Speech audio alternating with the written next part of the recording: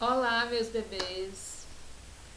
Bom dia, boa tarde, boa noite. Para você que está assistindo em diferentes horários, que eu não sei. Minha aula agora eu estou fazendo exatamente às 21h58. Então, vamos lá.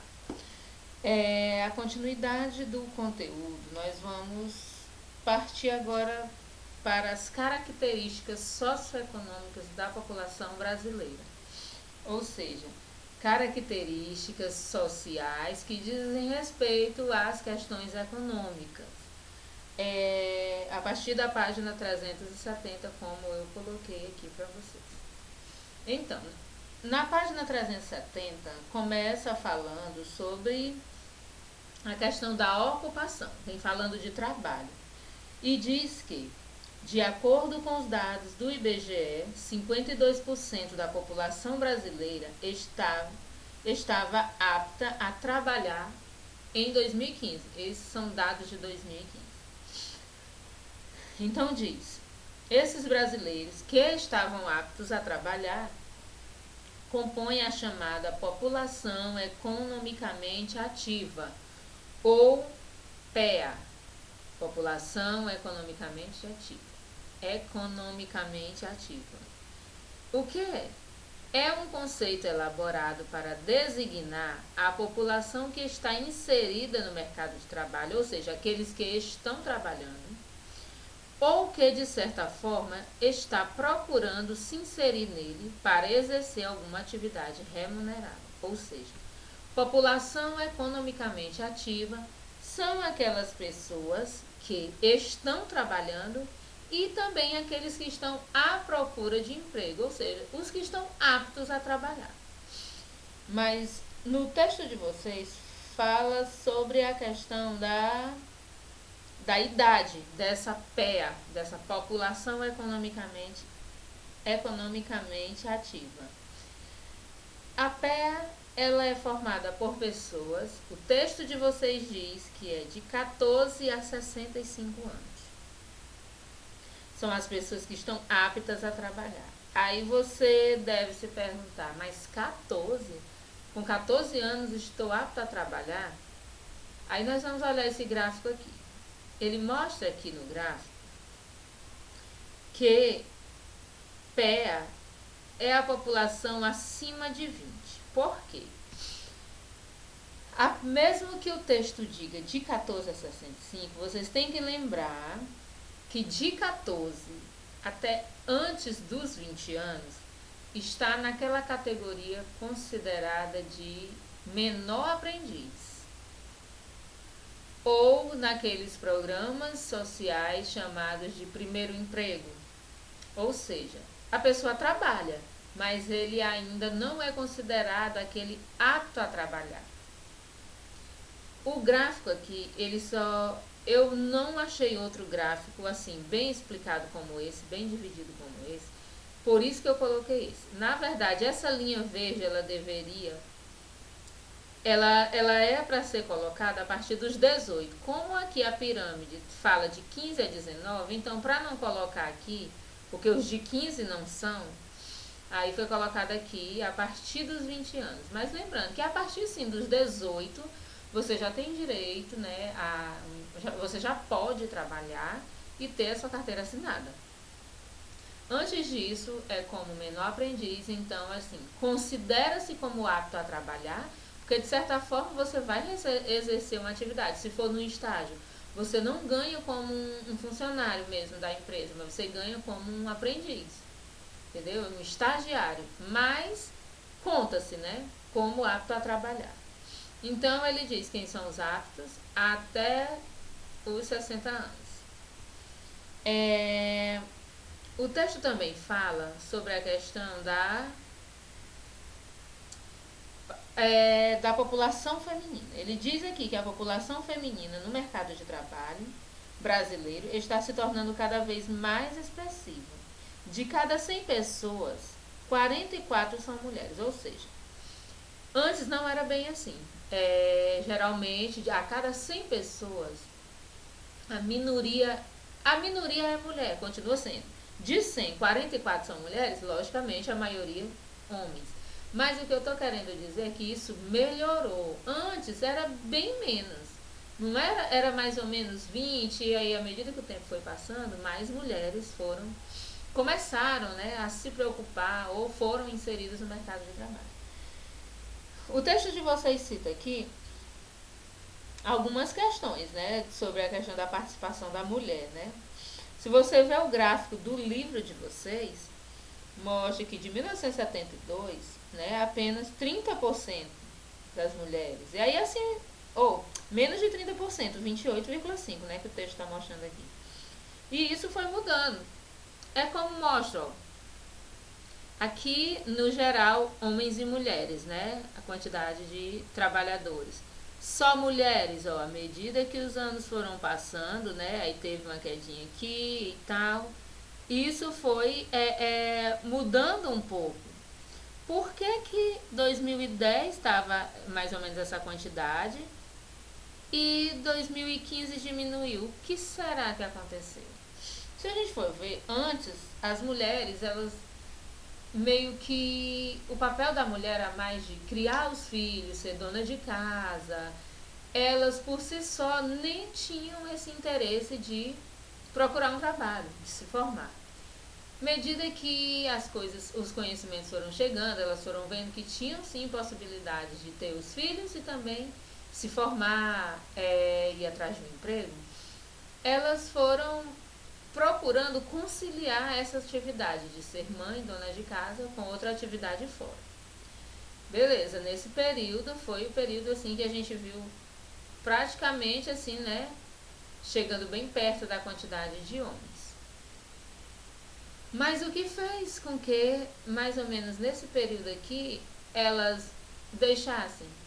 Hoje a gente já vê, com a melhoria da renda, né, das condições para os homens, isso fez com que a mulher dissesse: ah, pois como agora meu esposo tem um bom emprego ou está ganhando um pouco melhor, eu posso sair agora do serviço para terminar de criar meus filhos, vou esperar eles crescerem para depois eu trabalhar.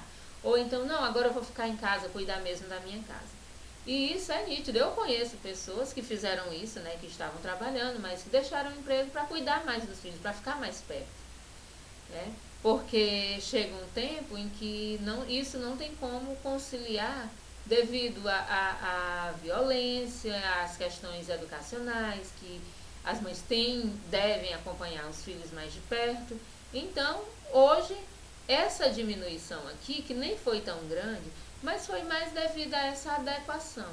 Ah, se o pai tem condição de sustentar a família, então a mãe prefere ficar mesmo em casa.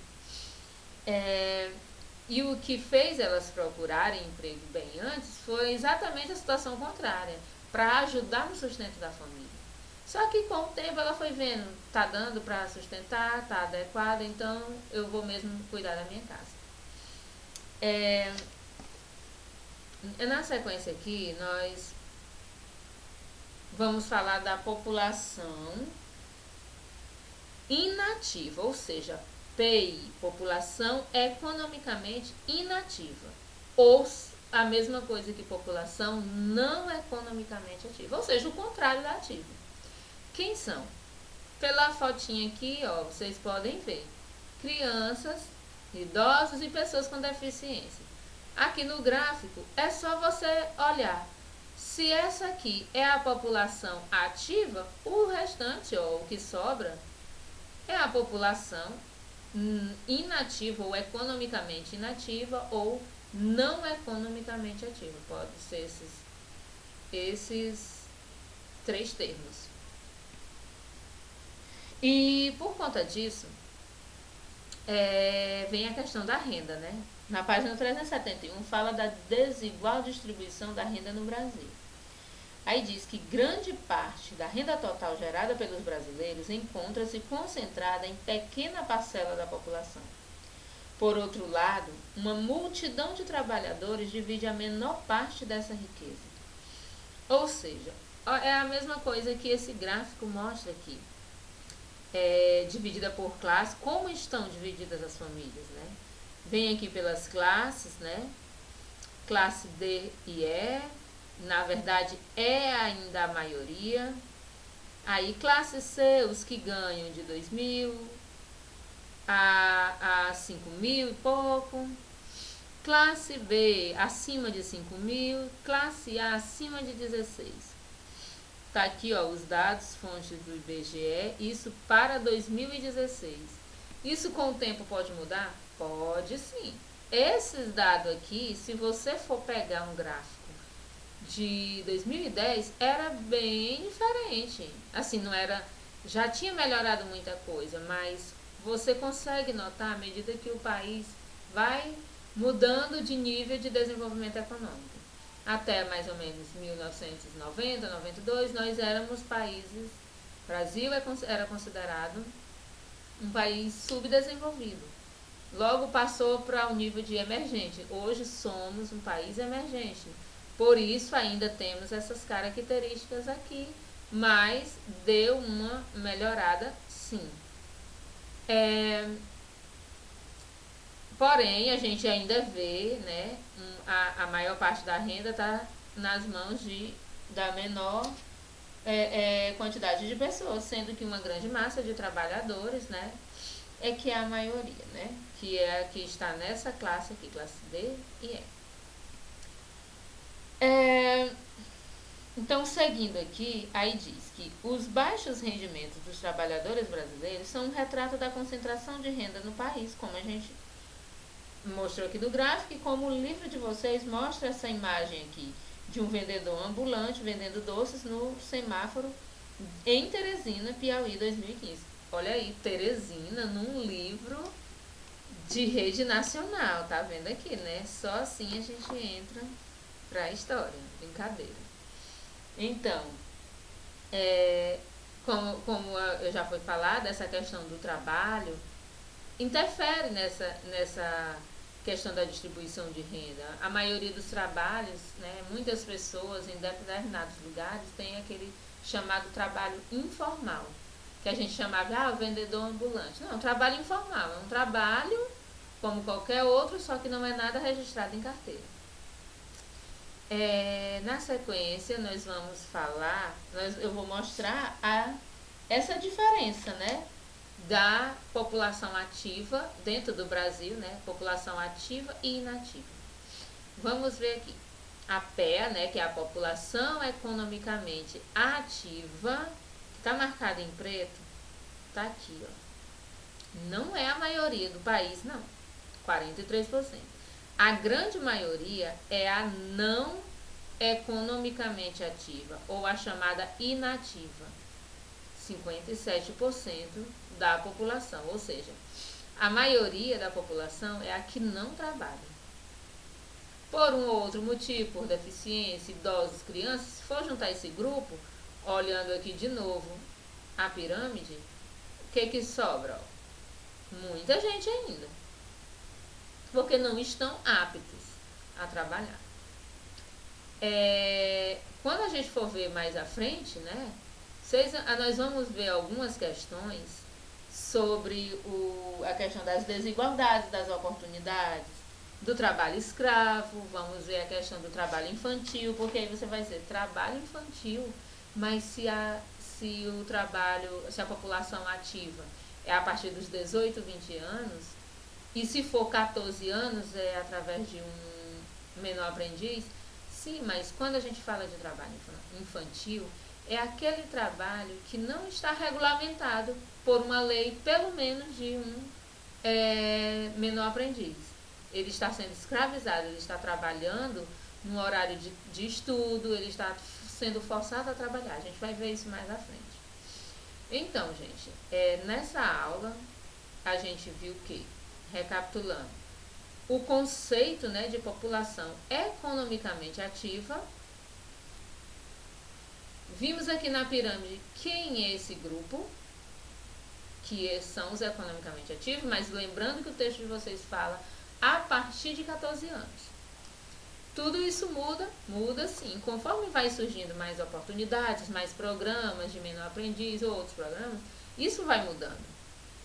E lembrando que alguns livros, o livro de vocês fala aqui até 65 anos, né? De 14 a 65 anos. Isso pode mudar? Pode. Idoso é a partir de 60, mas tem muitos idosos, conheço muitos, até 75 anos, conheço gente com 80 anos trabalhando. Imagina um médico no consultório, ele não está se cansando, está lá de boa trabalhando, e vai deixar de trabalhar por quê? Se aquilo ali não está interferindo na qualidade de vida dele. Então, essa pirâmidezinha aqui, isso aqui pode mudar. Essa linha aqui, ela pode ir. Só que aí tem as questões. Chega um tempo que a previdência, né, que obrigatoriamente você deve parar de trabalhar por questões de lei. Às vezes você até tem condições, mas por questões de lei você deve parar. Então, e aqui a gente viu, né, a curva, né, como que foi mudando a questão da participação no trabalho, né, como a mulher que quase não trabalhava antigamente, né, isso foi mudando, mudou, mas chegou um tempo que, deu uma recaída. Por que será? Demitiram as mulheres assim? Não, elas foram se adequando à sua situação. Viu que não tinha mais tanta necessidade de estar no trabalho e tinha mais necessidade de estar em casa, acompanhando os filhos, vendo mais de perto, acompanhando tarefas escolares, a educação em si. Então, resolveram deixar. Aqui mostra a população inativa ou a população economicamente inativa. Aqui mostramos a pirâmide com a questão da distribuição de renda, as classes, né? Classes sociais pela distribuição de renda. Aqui mostramos quem é a maioria é a população inativa. E encerramos por aqui. Próxima aula nós vamos ver a questão das desigualdades, né? Desigualdades tanto nas paisagens urbanas, desigualdade de oportunidade de emprego, o trabalho infantil, o trabalho escravo, nós vamos ver mais essa questão. Então, fiquemos por aqui, vamos estudar, esse conteúdo vai valer, tudo que fizermos vai valer nota, vamos fazer prova quando voltarmos, que ainda não tem uma data, então estude. Qualquer dúvida, me pergunte via WhatsApp, deixe comentário, me procure de alguma forma, tá ok? Beijinho pra vocês. Tchau.